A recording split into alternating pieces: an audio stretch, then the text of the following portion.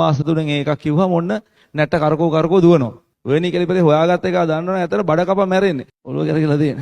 ඔයාව විභාගේ පාස් කරන් දෙවියන්ට පුළුවන්. පළතුරු අඩුයි. හරිද? අමුදිවුල් නෑ. මට බැල්කනියට නම් එන්න බැරිව ගියා. පල්ලේ ටිකක් ඇවිද පොඩි ගේම ටිකක් ඔළුව කැරකෙන ගතියක් ආවා. මං හින්දා බැල්කනියට එන්න නැහැ කියලා හිතාගත්තා. හදන්න නැති ළමයි සාමාන්‍යයෙන් ගත්තාම මං දැන් ගොඩක් නෙමෙයි 5-6 දෙනෙක් එක්ක කතා කරානේ. ඒගොල්ලෝ ගොඩක් අය ගිය සතිය ඇවිල්ලා නැහැ. සමහර දෙක තුනක් ඇවිල්ලා නැහැ. ඔයාම නිකන් හිතලා බලන්නකෝ ආට මීට වඩා උගන්වන්න විදියක් තියනවද නැහැ කියලා. ඇයි පන්තියේ මිස් වුණොත් රෙකෝඩ් එකක් ගන්න පුළුවන්. ඉතිහාස ඉගෙන ගන්න විදියක් නැහැ නේ මිනිහෙකුට වෙන මොකම උගන්වන්න.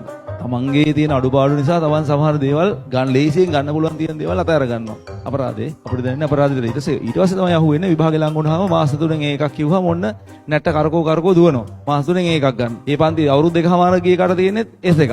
මාස තුනෙන් එකක් කිව්වම ඉතින් ආයේ නැට්ට කරකෝල අන් දෙක උල් කරගෙන හරිද? දුවනවා ඒකක් ගන්න. එහෙම ගන්න පුළුවන් නම් ඔය හරි සරලව මේ බර ගානක් එන්නේ බෑ. එහෙම එන්නේ මුළු ලංකාවටම ඉතින් 3000 ගානක්. ඔයතර සෙකන්ඩ් ෂයි ටිකක් තියෙනවා. සෙකන්ඩ් ෂයි සමහර අය ෆස්ට් ෂයිත් කම්බයින් නැහැ. ඔය කම්බයින් නැහැ සමහර ෆස්ට් ෂයි ඒ. ඔදික විද්‍යා රසායන තියා තියෙන ඒ 8000යි ළමයි කීයක් ලියනවද? 80000ක් විතර ලියනවා හිතේ. මම ගාන දන්නේ නැහැ. 80000ක් විතර 8000යි තියෙන්නේ. ඔය සියලු ශිල්ප දක්වලා සියලු ඒවා අර කරන්න තියෙන එක කරලා මේ කරන්න තියෙන ටික කරලා අමාර වර්නියර් කැලිපරේ ඉඳන් පේපර් ක්ලාස් ගිහිල්ලා තියෙනවා. වර්නියර් කැලිපරේටම පේපර් 4ක් ලිව්වා. මූලාංක දෝෂමයි හෙව්වේ තනික. හරි. මයික්‍රොමීටර් ඉතින් උවිත එහා කොහෙද මේ මිනිස්සු උගන්වන්නේ? මිනිස්සුන්ට උවිතට උගන්වන්න පුළුවන්ද? වර්නියර් කැලිපරේ හොයාගත්ත එක දන්නවනේ ඇතර බඩ කපා මැරෙන්නේ. හරි. වර්නියර් කැලිපරෙන් කපා මැරෙන්නේ. කපන්න බැලුවත් එනගෙන යනවා. හරිද? කියන්නේ ඇත්තට මේක ඔච්චර දුක් විඳලා වර්නියර් කැලිපරේ උගන්වලා ලකුණු ගන්න නැත්නම් ඒ වගේ තමයි ඉතින් අපේ පාඩම් ටිකත්. පිස්සු හැදෙනවා මාර අමාරු. ඔළුව කරකිලා දෙන්න. හදන්න කියලා සමහර ළමයි එන්නේ නැහැ ඉතින් අර ඊට පස්සේ ඉඳලා ඉන්න දවසටත් ඉතින් දැන් මේ ඔක්කොම අහගෙන ඊළඟ දවසේ එන්නේ නැහැ. අලුත් පාඩුවේ පළවෙනි දවසේ එන්නේ නැතුණා මේ පාඩුව තේරෙන්නේ නැහැ. ඉතින් විභාගයට කලින් පුළුවන් කතරගම යන්න ගිහලා දෙවියොත් අන්දලා එන්න.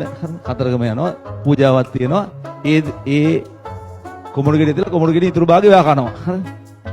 දෙවියන්ට භාගයක් ඇදේ. හරි.